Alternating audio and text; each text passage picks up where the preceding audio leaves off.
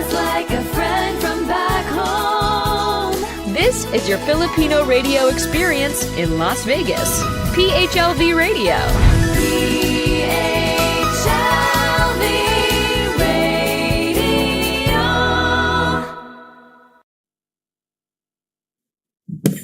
Hello, good evening, everybody. It's Saturday night. I was caught off guard. And it's a happy Mother's Day to everybody. And it's for tomorrow, Sunday. But if you're watching us from the Philippines, it is Mother's Day. It's a Sunday. And I hope you are having a wonderful lunch with all your loved ones, your friends, your family. Again, happy Mother's Day to everyone. The whole world is celebrating Mother's Day today. And if you are watching us from the first, good evening everybody. If you're watching us in Manila, magandang hapon sa inyong lahat. Also, if you're watching us in different parts of the world, good morning, good afternoon, good evening. As I've said earlier, I could only wish you a happy Mother's Day, and I wish you all the best, especially those people whose mother already in heaven. Happy Mother's Day in heaven.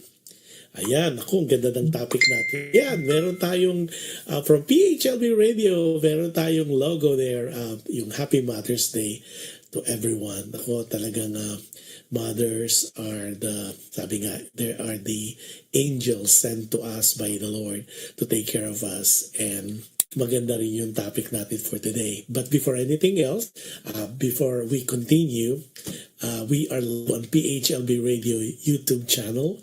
So if you're not a subscriber yet, please do so. All you have to do is share, like, and subscribe. And you could click on that notification bell if you want to be notified every time we're on. Also, we are live on PHLB Facebook page, so you could share that as well. And if you have Amazon Fire TV, just look for PHLB Radio channel. And if you're using Alexa, just say, Alexa, play PHLB Radio.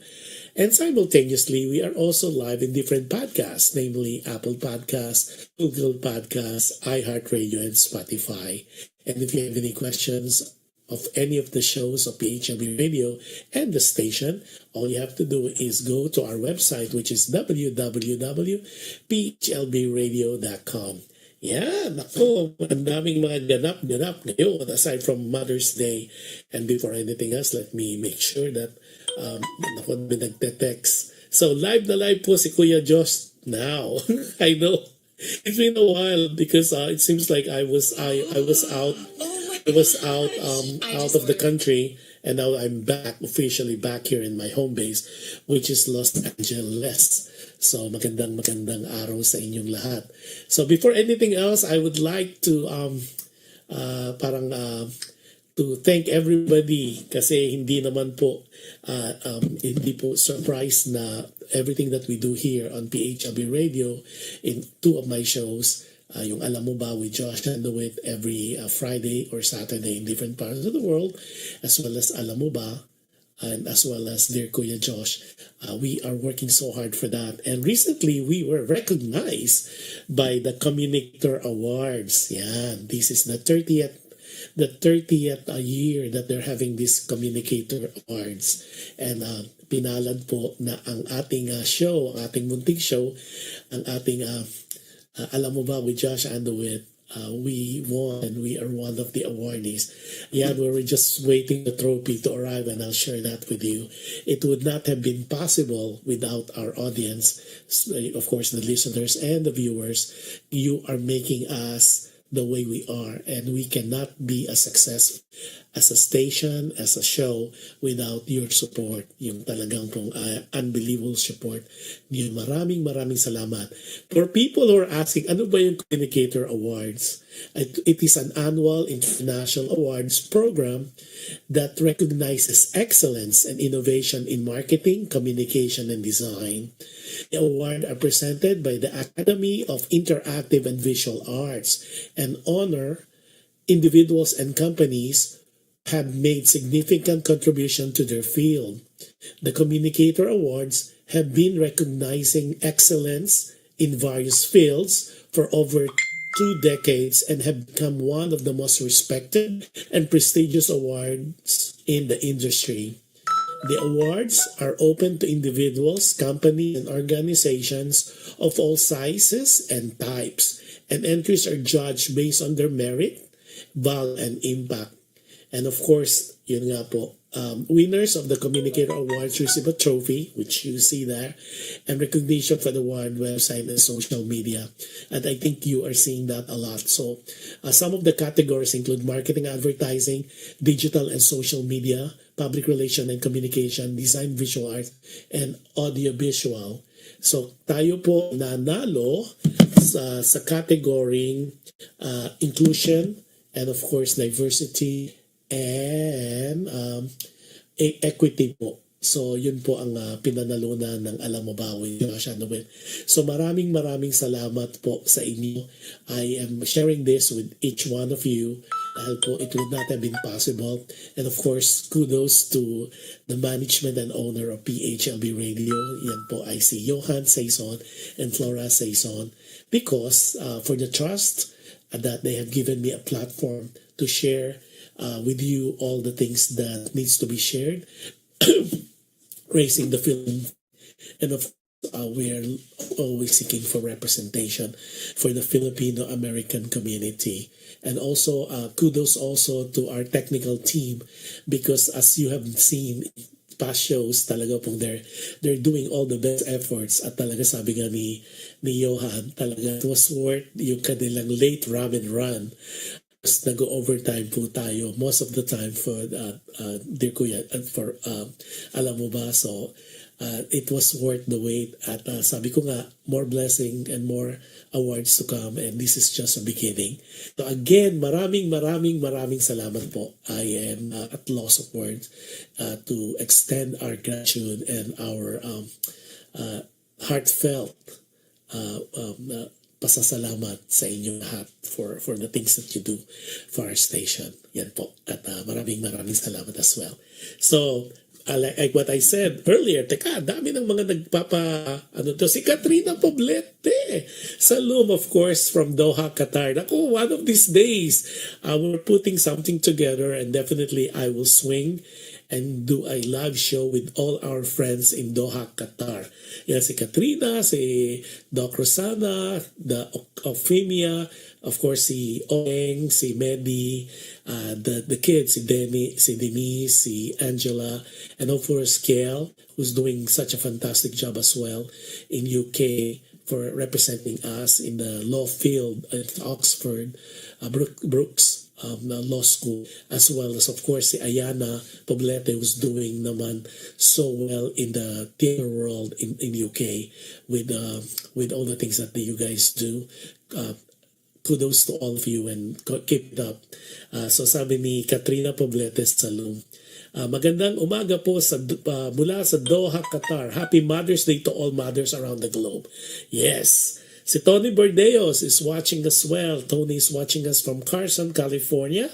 Gina Marcos, happy Mother's Day, Gina. And of course to Ate Neats, watching us from Laguna. I think, I would say Banay.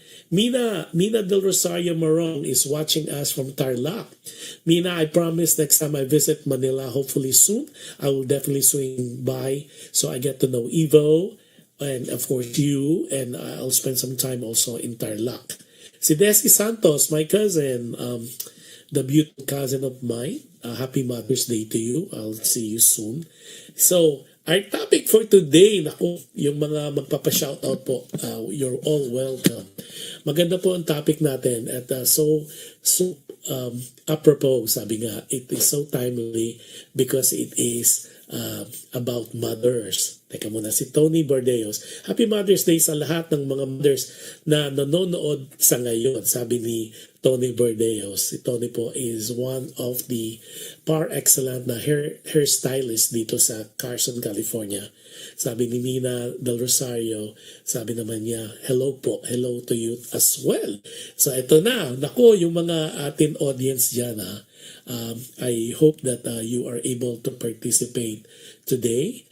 dahil maganda ang topic natin. Our episode for tonight is so timely because it's Mother's Day. So the episode is titled, which is fantastic title for today, is Wanted, Perfect Mother, sabi niya.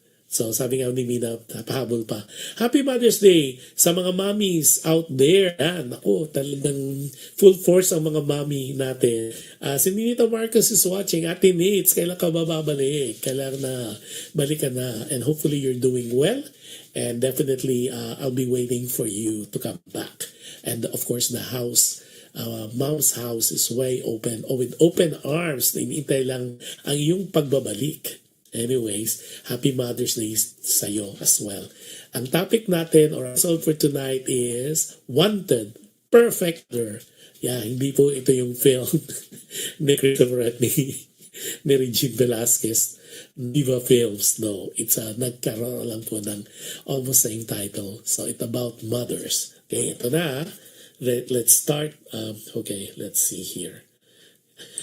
Yeah, I'll start. Sabi niya, Dear Kuya Jush, isang glorious day to you, the viewers and listeners. Like most, I would like to thank you and PHLV Radio for having a show like Dear Kuya Jush. Daming lessons na natututunan ko dito sa show mo. Kahit sa mga replay, ay marami pa rin akong napipick up na tidbits of lessons buhay. Kaya, more power to your show and to the station. Thank you. Kuya Josh, pakitago na lang ako sa pangalang Sabel. 45 years old, married, blessed with 4 children, 2 boys and 2 girls. My story is about Lucinda. Lucinda was from a poor family. She had 7 siblings. She had 7 siblings at siya ang eldest sa magkakapatid. Kuya John, ganda siya, matangkad at matalino. Bata pa lang ay namulat na siya sa pagbanat ng buto. Dahil siya ang eldest, siya ang laging inaasahang tumulong sa pamilya. Kahit hirap, sinikap niyang magtapos ng pag-aaral. Dahil sa hirap ng buhay, napilitan siyang ipasok bilang isang kasambahay. Luckily, her employer saw her potential that they sent her to school. Walang anak ang mag-asawang employer niya, kaya't siya ang parang naging anak-anakan nila. From elementary to college, they supported her. Although she was working kasambahay, she was allowed to go to school. All her efforts did not go to waste. She graduated with her in college. It was in college that she met Pablo. It was a whirlwind courtship which led into marriage. Taon pa lang silang kasal ay pumanaw na si Pablo sa sakit na lung cancer. Dito rin niya nalaman na buntis siya.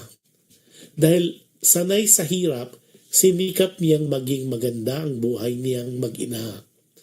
Nagnegosyo siya sa divisorya ng mga damit. Dahil sa kanyang pagsusumikap, laging naiiwan ang kanyang anak sa kanyang kamag-anak. Nagtrabaho siya araw-gabi para maayos ang buhay nilang mag-ina, pati na ang kanyang pamilya. Kung ano-anong negosyo ang pinasok niya para kumita. Dahil sa ganda ng kaniyang puso, naging matagumpay naman siya sa negosyong pinapasok niya. Marami namang nanligaw sa kanya, pero desidido siyang ibuhos na lang ang kanyang oras sa kanyang anak at sa kanyang pamilya. Kuya Diyos, sobrang hirap ang ginawa niya para maging maganda ang buhay nila. Sobrang sakripisyo ang ginawa to support her family. Because she believes in education, she sent her daughter to the best school. Dahil mana sa kanya sa talinong anak niya, nakapasok ito sa mga schools bilang scholar. Si Lucinda naman ay walang tigil sa paghahanap buhay para sa lahat. Lahat ng kapatid niya ay napagtapos niya at ngayon ay may magagandang buhay na rin. Sa pagsusumikap at tiyaga, nakatapos ng nursing ang anak niya. Kung ang iba ay naghahanap ng perfect mother, si Lucinda ang tunay na perfect mother at perfect na anak. She sacrificed everything for her family and her daughter. Alam ko lahat ng mga bagay na nangyari sa kanya.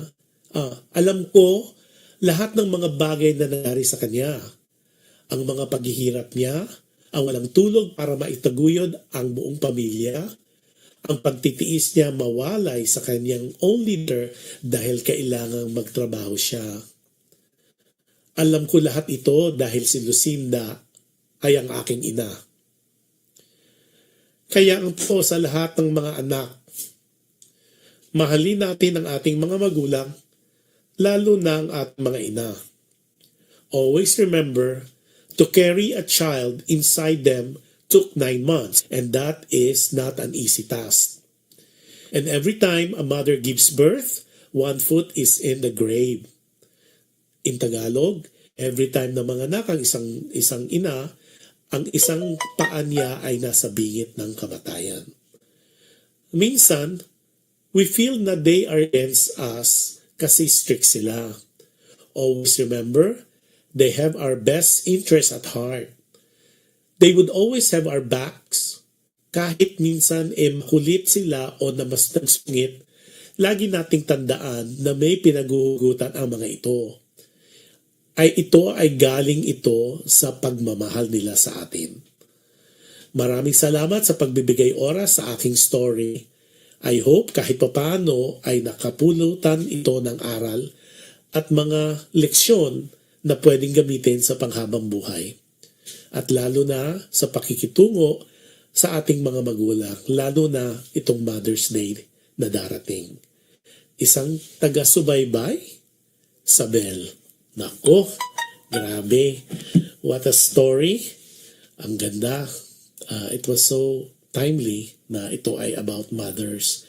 Teka, si Alexander Francisco is watching as well from Quezon City. Sabi nga nito, summarize lang natin ng konti. It is a story of mothers. Si Josephine Castillo is watching as well. Josephine is the Assistant Vice President of DBO in Reggie Center in Katipunan. At she is one of the prettiest branch manager AVP na BDO, Banco de Oro. Sunny Francis is watching as well from Quezon City as well. Naku, dami nating nanonood. Ayan, naku, summarize lang natin para sa mga latecomer. Ito ay story ni Sabel. Kinukwento niya ang naging buhay ni Lucinda. Si Lucinda ay isang babaeng nagsugap at naguyod ang buong pamilya. Siya ay nagsakripisyo, siya ay namasukan dahil nga siya ang panganay sa 7 magkakapatid. So bata pa lang daw ay siya ay nagtrabaho na, at dahil sa sobrang hirap at siya ang inaasahan being na siya ang panganay, so siya ay pinasok o namasukan bilang kasambahay. What was nice is ang napasukan niyang mag-asawa ay walang anak. At siya ang anak-anakan, which eventually ay pinag-aral siya. She went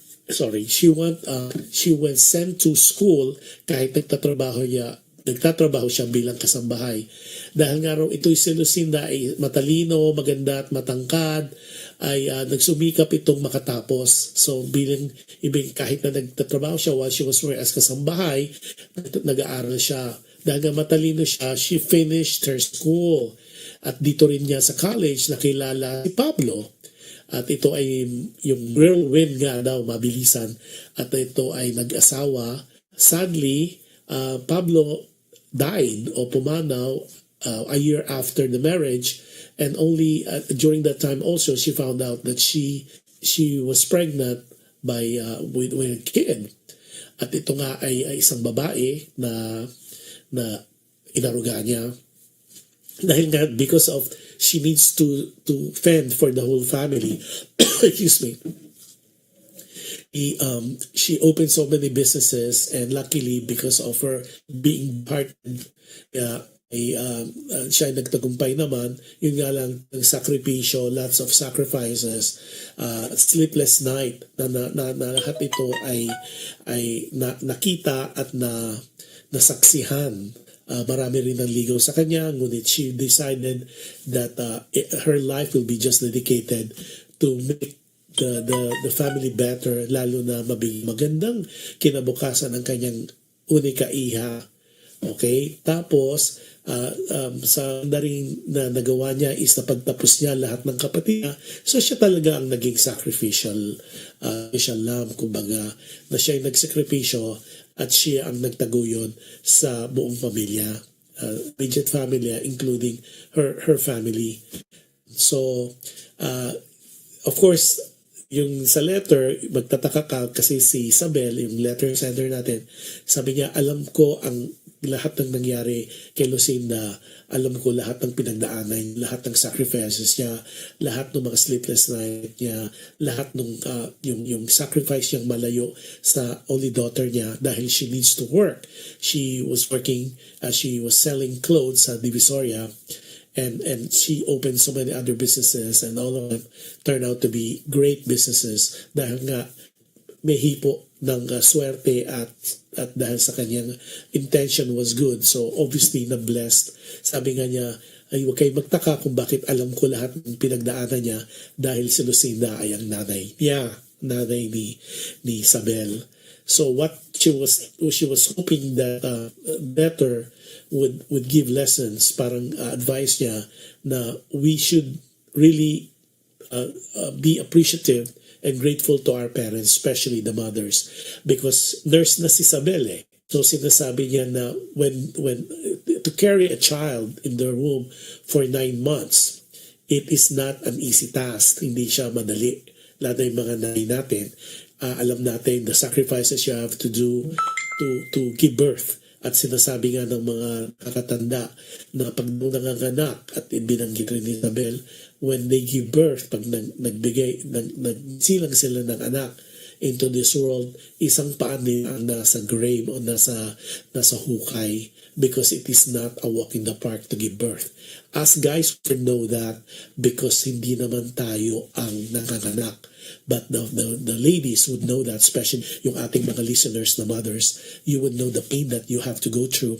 Sabi nga, di ba, time and time, people would say, the mothers would say, ang hirap ng ang hirap, the things that you go through just to give birth. At pinapayo rin na sa atin at pinapaalala rin sa atin, Isabel, na we should love and appreciate our parents, lalo ng mga ina, dahil minsan ang mga parents natin, alam naman natin, we have parents, we all know that sometimes mahigpit, di ba, growing up, there are so many rules, there's so many things you have to do, there's so many regulations you have to follow. It is not because they just want to be evil to us, but you have to put to mind that they have our best interest at heart. Okay. Sorry, I'm nursing a cold. Sorry. So anyway, so always remember na yung sungit nila, minsan makulit, this is part of a bigger picture. This is the reason for that, why they're very strict, why they have the rules, the regulation, why they have to be in some people's mind, they're not understanding what we want as kids, but because pinaguhugutan, there's this area why they have to do what they need to do. It is because it's coming from that love for us, for love for the kids, love for their children. Aba, si Rosana Millar is watching from Doha, Qatar. Hopefully, Rosana, you heard it. Ito yung mga kwento ng mga magulang, kwento lahat ng nanay. Okay, tapos si Chloe. So, yun ang sinabi ni Sabel, yung ating letter sender, na Lucinda ay ang perfect mother at siya ang perfect anak. Simply because she did everything. She did everything and all the things she could sacrifice, support the family, her immediate family, as well as her only daughter. So yun ang sabi nga niya, ay wala na siyang mahahanap kasi nasa kanya na ang perfect na ina. And the least she could do is to suklian ito, is to repay the goodness and the greatness of Lucinda, who is her mother. Okay, sabi ni Chloe Marie, Happy Mother's Day po sa lahat ng nanay na handang mag-sacrifice para mabigyan ng magandang buhay ang kanilang pamilya. That is so true, Chloe Marie. Si Sandra Miller is giving us some heart. So, eto yung while I'm waiting for some comments from our viewers as well as our listeners, ang act dyan is, Sabel, you are so lucky. What a way to celebrate your mom for sharing the story of your mom, Lucinda. Kahanga-hanga si Lucinda. And Lucinda, I know you're listening. Saludo ako sa iyo. Saludo ako sa mga sacrifice na ginawa mo. It is not a walk in the park. Yung maging kasambahay ka at the same time, you because you value education. At lahat naman ng pagsisacrifices mo ay nagbunga ng kagandahan because you were able to send all your siblings to school at napagtapos sila and sabi mo nga, maganda na rin ang buhay nila ngayon. That would be attributed to you sa mga sacrifices mo na hindi naman napunta sa wala.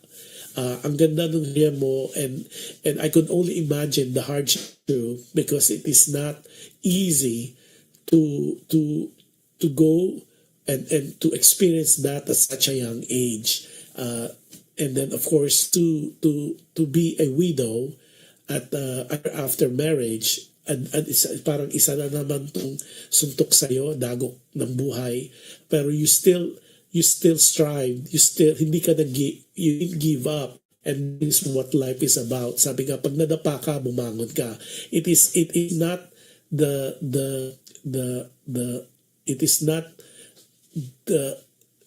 not how many times you fall. It's the number of times you stop or you stood up, and that is what most important. Sabi nga, in life, when we go through the failures, we are not being judged on the number of times that we failed, but it's the number of times we try to get back to the course of what we wanted to be or what our path. And there's this a beauty queen who had said that our dreams are all valid, and sometimes it is just redirected, and that's something that is so interesting to know. Si Sabel naman, what a way that you celebrated your mom, kasi I know for a fact na ito ay isang magandang example to all of us na we need to celebrate, we need to enjoy and be grateful to our mothers, to our parents as a whole or in general, but most especially the mothers, because sila talaga yung kaduktong, and everything that we become, it's because of what our mothers did for us. Of course, our fathers are still the provider of the house, pero at the end of the day, it is the mothers. Yung natututunan mo, there are first teachers, there are usually yung ating kumbaga gabay, and it is always the mothers that sila talaga yung the light of the home, sa ilaw nga ng tahanan, and nobody can discount that. Hanggang sometimes we felt like, and I know most of us growing up, we always have, especially some people that I know personally, they normally would have disagreement with the mothers, with their parents. But always remember, yun yung sabi ni Sabel, ang reminder niya, may pinaggagalingan itong mga disciplinary rules and regulations while we're growing up. We are sometimes punished, napapagalitan, we're scolded, not because they just want to be evil or they just want to hurt us, but it's coming from that love for us, because you always have to remember ang pinanggagalingan nila yung pagmamahal. They just want for us to be best, be better, but to be the best of class. And sometimes that's the best they know how. Maybe sometimes we felt like napakasungit, napakamakulit, but what you need to remember is they always would have our backs and they will always have our best interests at heart. Maybe there's some exceptions, but generally speaking, ang mga magulang talaga ay laging naandyan because they just want the best for their kids. A lot of times, the dream that they want us to pursue as children, these are their failed dreams na hindi nila natapos. Ito yung mga pangarap nila sa buhay na they were not able to fulfill themselves simply because they have to make all these sacrifices for the children. And that's why they're always hoping that ang magtuloy ng dreams nila, the nation or the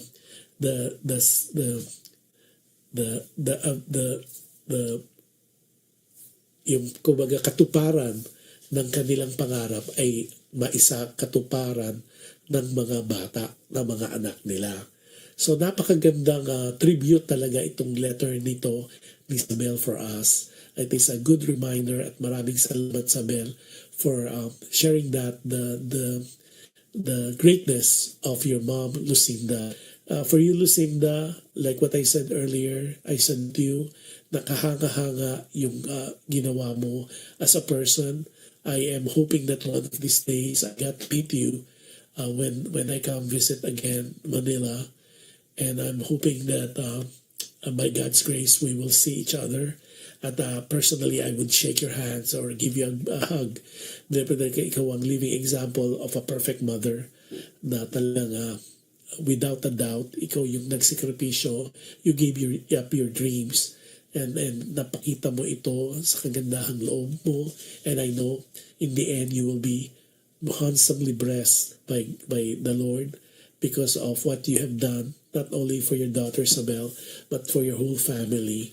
Kahanga-hanga ka talaga. So, what a way. So, maraming salamat at happy Mother's Day sa iyo as well. At isa ka talagang kapita-pitagang ina sa mga panahong ito. One of the things that we kids needs to understand too is we will be parents as well in the future. So, sabi nga, learn from our parents. Learn from the examples they have given us, learn from the lessons na they were successfully teach us, because we will be parents in the future as well. And sabi nga, kung paano ka pinalaki, yun din ang pwede mong i-apply sa mga anak mo. Now, some of us might say, hindi lahat ng magulang ay naging mabuting magulang. Maybe, but what you need to understand too is everybody in life, they would have roles to play, and I'm hoping that you would understand that sometimes things won't happen according to plan, but it is happening or happened simply because it was part of the grand design that was already planned even before your birth. Happy viewing kay Asel or Azel Ortega. This is from the Hagibis people who will be having concert in Las Vegas sometime in June. And hopefully I will be able to guest them sa isang show, alam mo ba, para talagang ma-promote nila yung kanilang show. It's gonna be happening sometime in June in Las Vegas, Nevada. So happy viewing tayo. I'll get to see you as well. Yan. So, teka, pa tayo? May mga comments pa ba dito?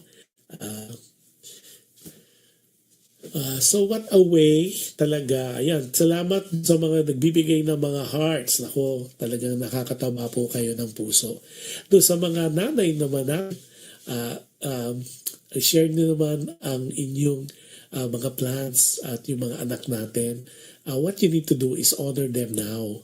Let's not wait for them to move on. Sabi ko nga, I always tell people, honor them now while they're still alive. Give them flowers when they're already had moved on and passed on. It's not as significant, it's not as meaningful when you give and appreciate them now. A simple I love you, a simple thank you, a simple flower, a simple chocolate, a simple gesture is more than enough, and it's meaningful enough na ina-acknowledge nyo the things that they have done, the sacrifice that they have done for us children. So yung mga parents naman po, take that in consideration also, that sometimes children sometimes would take you guys for granted, but understand also that it was not deliberate, but sometimes we just need to mature, we just need to a little bit.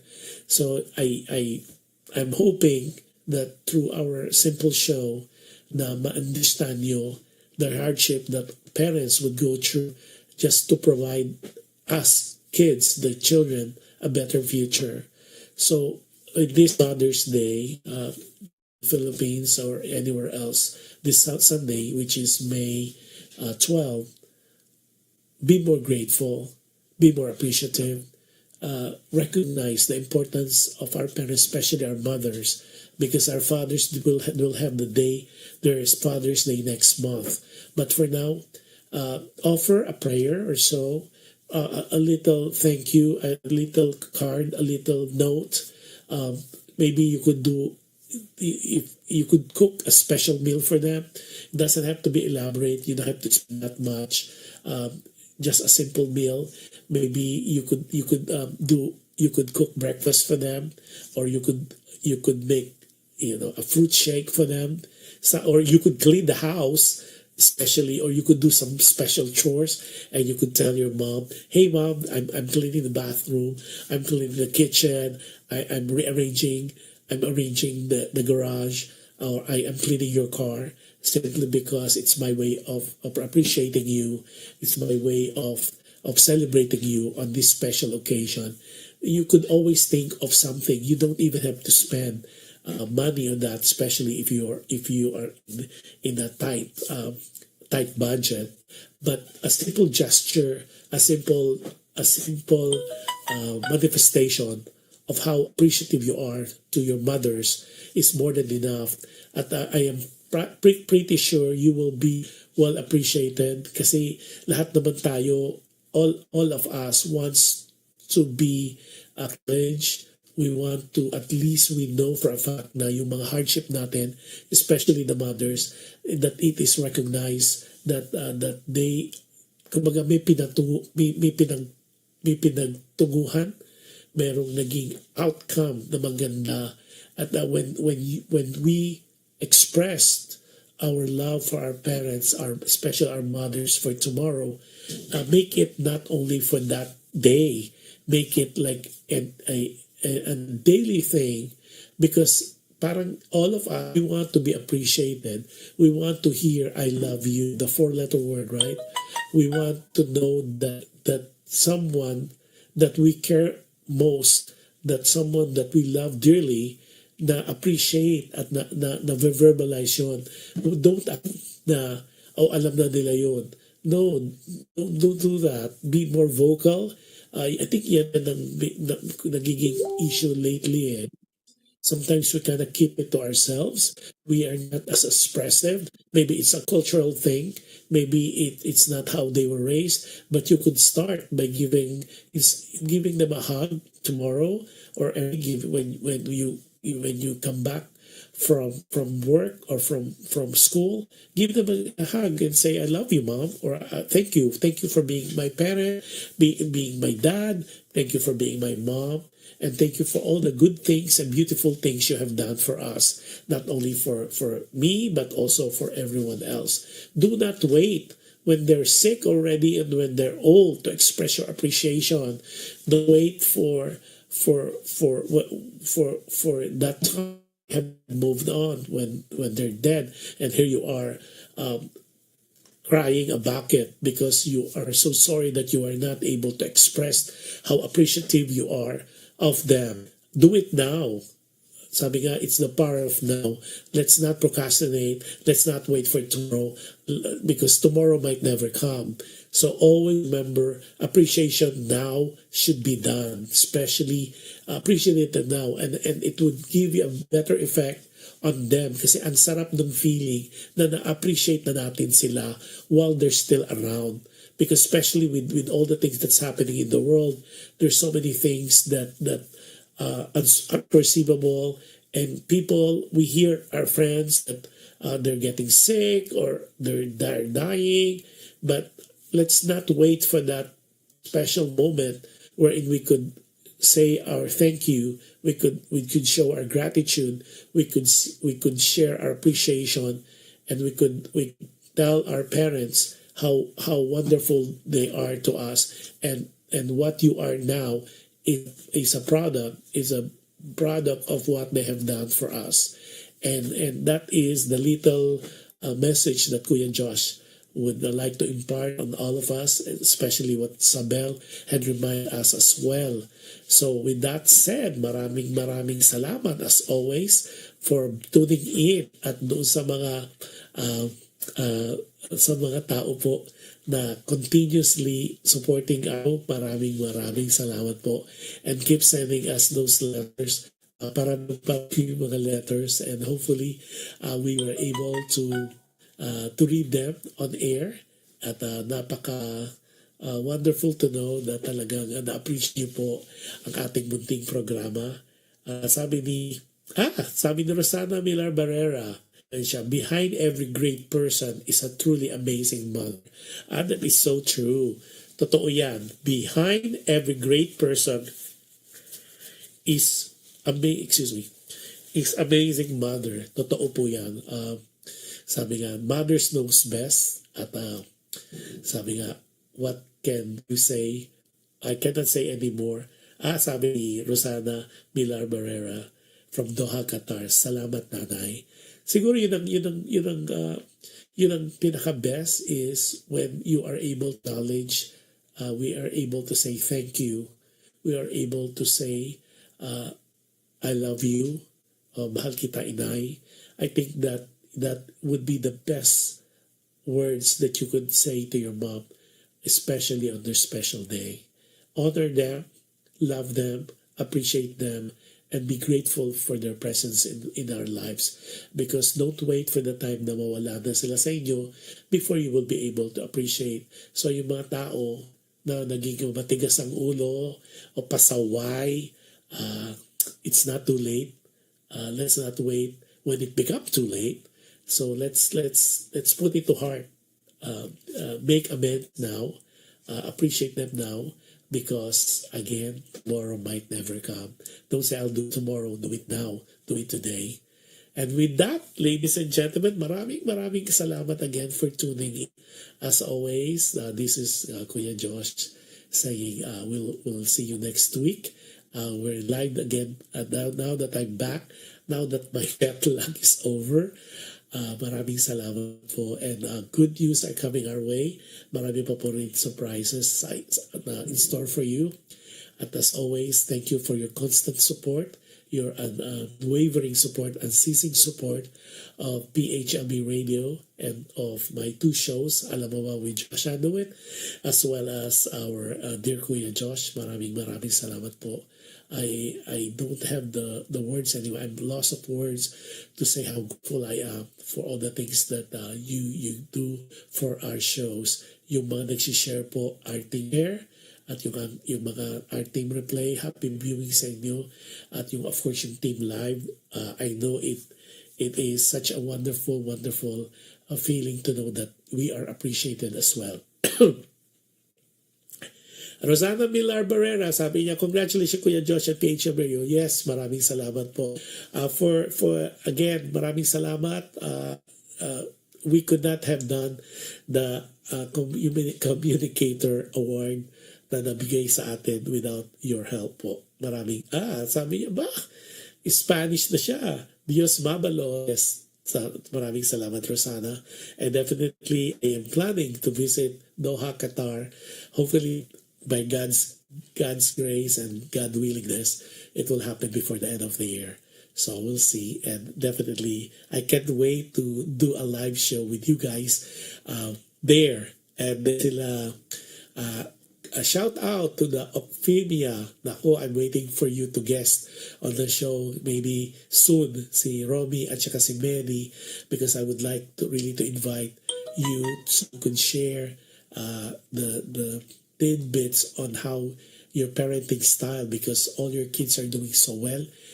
Like si Kiel is doing so well in raising the Philippine flag yan sa Law Society. Tapos gusto ko rin i-guest of course si Katrina Poblete Salom, because I would like to know yung mga parenting style nila, why they are able to raise great kids. Like si Ayana Poblete is doing so well, like I mentioned earlier. So may mga secrets yan. So maybe days I would like to touch on that, the secret of raising kids from that standpoint. Raising kids from outside of the Philippines. What are the trials, tribulations, the successes, the misfires, and yung mga secrets of, kung merong secrets of a happy marriage, let's have a discussion of secrets of a successful parenting. And yun ang aking mga susunod na tatalakayin. Si Rosat could participate as well, and maybe it will be an open forum type of discussion wherein we will all be in a Zoom meeting and we will have a good discussion. So para mas maging kapanapanib, encouraging and inspiring as well. Pahabol si Josephine Castillo, the beautiful Assistant Vice President and Branch Manager of BDO at Courageous Center. Sabi niya, mothers, unconditional love, endless patience, and tireless dedication brings so much joy and meaning to our lives. Wishing all mothers a day filled with love, pampering, and the knowledge of how deeply you are cherished. You deserve to be celebrated. That is so true. I love that. Mother's unconditional love, endless patience, and tireless dedication bring so much joy and meaning to our lives. That is so true. At happy Mother's Day to you. And to every mothers in the world, in the whole universe, happy Mother's Day. Enjoy the rest of the day, and every day should be declared so sorry. Every day should be declared as Parents' Day para hindi naman out of place ang mga tatay. So with that, it was another show that we are able to bring to you, and with all your help, we'll continue sharing the show as well. So, sign up muna po si Kuya Josh at mukhang magpapagaling ng konti dahil yung mukhang tinamaan ako ng jet lag and I'm still nursing some colds and cough. But we're here doing live for you because giving a good show is what we're here for. So with that, maraming salamat po. I will see you next Friday. Next Saturday as well, or whatever time zone and location you are in. Maraming salamat po again. Sign up muna si Kuya Josh for now. And as always, every time I close a show, be kind. You can never go wrong with kindness. And any act of kindness that you do to people, it is guaranteed. Ako, malapit ko na i-share. It is guaranteed it will come back to you with so many ways, different times, different people, different situation. And with that, you have a wonderful week next week. The mothers, enjoy the rest of the weekend. You guys have the best celebrated day for all the mothers in the world, in the universe. Maraming salamat po again, and God bless us all next week. Enjoy and be safe. God bless us all. Bye-bye, everybody.